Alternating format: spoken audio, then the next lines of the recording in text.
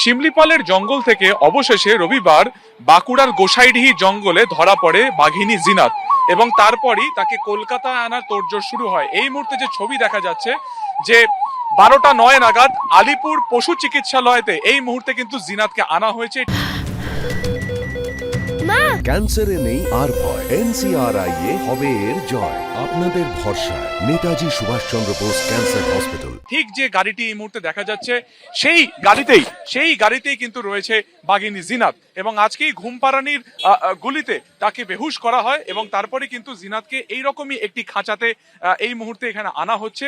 বাঘটি এই মুহূর্তে কি শারীরিক তার কন্ডিশন রয়েছে পুরোটাই এই পশু চিকিৎসালয়তে খতিয়ে দেখা হবে এবং আগামীকাল পূর্ণাঙ্গ মেডিকেল চেক আপ তার কিন্তু হবে। ঠিক 9 দিন যাবৎ এই যে বাঘিনী জিনাত সে প্রথমে শিমলিপাল থেকে প্রথমে ঝাড়গ্রাম, সেখান থেকে পুরুলিয়া এবং অবশেষে আজকে বাঁকুড়ার গোসাইডিহি জঙ্গলে তাকে কাবু করতে সক্ষম হন বন দপ্তরের আধিকারিকেরা। তাকে ট্রাঙ্কুলাইজ করে তাকে ঘুম পাড়ানির ওষুধ দিয়ে তাকে বেহুশ করা হয় এবং তারপরে কিন্তু তার প্রাথমিক চিকিৎসার পরে তাকে সুদূর বাঁকুড়া থেকে নিয়ে আসা হয় কিন্তু একেবারে কলকাতাতে। যে ছবি দেখা যাচ্ছে যে একদমই 12:09 নাগাদ এই মুহূর্তে বন বিভাগের আধিকারিকেরা একটি এনক্লোজারে করে একদম বাঁকুড়া থেকে তাকে এই মুহূর্তে এখানে নিয়ে আসা হয়েছে। সুস্থ আছে, বাঘ সুস্থ আছে। এই মুহূর্তে কি বেহুশ অবস্থায় আনা হয়েছিল? না না, এখন সচেতন আছে, এখন সেন্স আছে, এখন সেন্স আছে। এখানে কিসের জন্য আনা হলো?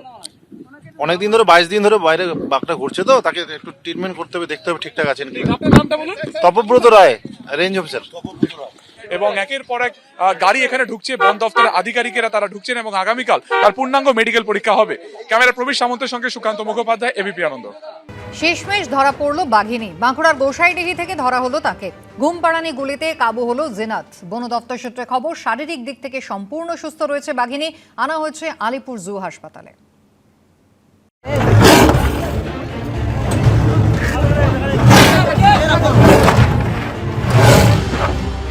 বাঘে এলো বাঘিনী। অবশেষে শেষ হলো বাঘবন্দি খেলা। শিমলিপাল থেকে পালানো বাঘিনীকে শেষমেশ বাঁকুড়াতে কাবু করে বন্দি বানালো বন দপ্তর। ঝাড়গ্রাম পুরুলিয়া ঘুরে শেষে বাঁকুড়ার গোসাইডিহিতে এসে ধরা পড়ল বাঘিনী। আজকে বন দপ্তরে হাতে ধরা পড়লো সেই বাঘিনী। আমি এই মুহূর্তে রয়েছি রানীমানের যে গুসাইডি আমার পেছনে সেই ব্যারিকেড, যেখানে দেখছি নেট দিয়ে পুরোপুরি ফেন্সিং করে এই বাঘিনী এই গত 24 ঘন্টার বেশি সময় ধরে এই বাঘিনী এখানে আসতে মেরেছিল। বন দপ্তরের তরফ থেকে দফায় দফায় ড্রোনের মাধ্যমে নজরদারি চালানো হয়, বিশেষ টিমকে এই ব্যারিকেডের ভিতরে ঢোকানো হয়। এরপর ড্রোনের মাধ্যমে নজরদারি চালিয়ে বন দপ্তরের তরফ থেকে লক্ষ্য করা গেছিল যে বাঘিনী কোথায় কি পরিস্থিতিতে ছিল বা আছে, সেই লক্ষ্য করে বন দপ্তরের তরফ থেকে ঘুম পাড়ানি গুলি করা হয়। অবশেষে বাঘিনী বন দপ্তরে খাঁচাবন্দি হলো। বন দপ্তর সূত্রে খবর, শিমলিপাল থেকে পালিয়ে বেলপাহাড়ির কটাচোয়ার জঙ্গল থেকে সফর শুরু করে সে।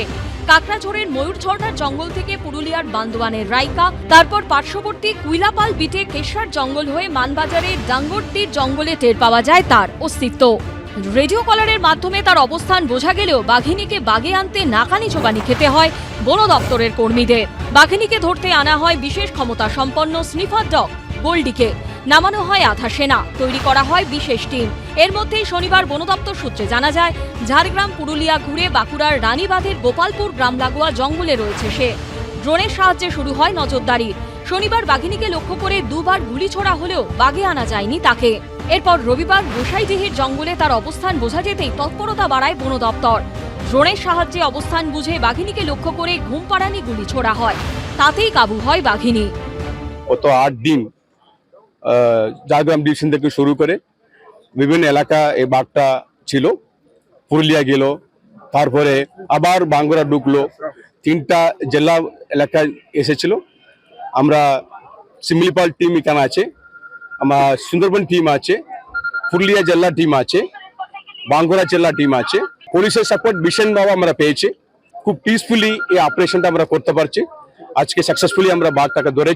तो जो कुछ भी हुआ बहुत अच्छे से हुआ और वो भी अभी बहुत सही सलामत है, उसका कुछ इंजरी वगैरह कुछ भी नहीं है, बहुत सही सलामत है। বাঘিনী ধরা পড়তে নিশ্চিন্ত হয়েছেন গোপালপুরের বাসিন্দারা। এদিন বাঘিনীকে ধরার পর পুলিশি নিরাপত্তায় তাকে নিয়ে যাওয়া হয় পুনর্বাসনের জন্য। এই প্রেক্ষিতে এদিন এক্স হ্যান্ডেলে মুখ্যমন্ত্রী মমতা বন্দ্যোপাধ্যায় লেখেন, বনকর্মীদের অভিনন্দন। স্থানীয় প্রশাসন এবং বাসিন্দাদের প্রতি আন্তরিকভাবে কৃতজ্ঞতা জানায়। বাঘিনীকে উদ্ধার দলবদ্ধভাবে কাজ করা এবং বন্যপ্রাণী সংরক্ষণের প্রতি দায়বদ্ধতার একটি উজ্জ্বল উদাহরণ। শিমলিপালের জঙ্গল থেকে অবশেষে রবিবার বাঁকুড়ার গোসাইডিহি জঙ্গলে ধরা পড়ে বাঘিনী জিনাত এবং তারপরই তাকে কলকাতায় আনার তোড়জোড় শুরু হয়। এই মুহূর্তে যে ছবি দেখা যাচ্ছে যে 12:09 নাগাদ আলিপুর পশু চিকিৎসালয়তে এই মুহূর্তে কিন্তু জিনাতকে আনা হয়েছে। ঠিক যে গাড়িটি এই মুহূর্তে দেখা যাচ্ছে সেই গাড়িতেই কিন্তু রয়েছে বাঘিনী জিনাত এবং আজকেই ঘুমপাড়ানির গুলিতে তাকে বেহুশ করা হয় এবং তারপরে কিন্তু জিনাতকে এইরকমই একটি খাঁচাতে এই মুহূর্তে এখানে আনা হচ্ছে। বাঘটি এই মুহূর্তে কি শারীরিক তার কন্ডিশন রয়েছে পুরোটাই এই পশু চিকিৎসালয়তে খতিয়ে দেখা হবে এবং আগামীকাল পূর্ণাঙ্গ মেডিকেল চেক আপ তার কিন্তু হবে। সুস্থ আছে, বাঘ সুস্থ আছে। এই মুহূর্তে কি বেহুশ অবস্থায় আনা হয়েছিল? না না, এখন সচেতন আছে, এখন সেন্স আছে, এখন সেন্স আছে। এখানে কিসের জন্য আনা হলো? অনেকদিন ধরে 22 দিন ধরে বাইরে বাঘটা ঘুরছে তো তাকে একটু ট্রিটমেন্ট করতে হবে, দেখতে হবে ঠিকঠাক আছে নাকি। এবিপি আনন্দ।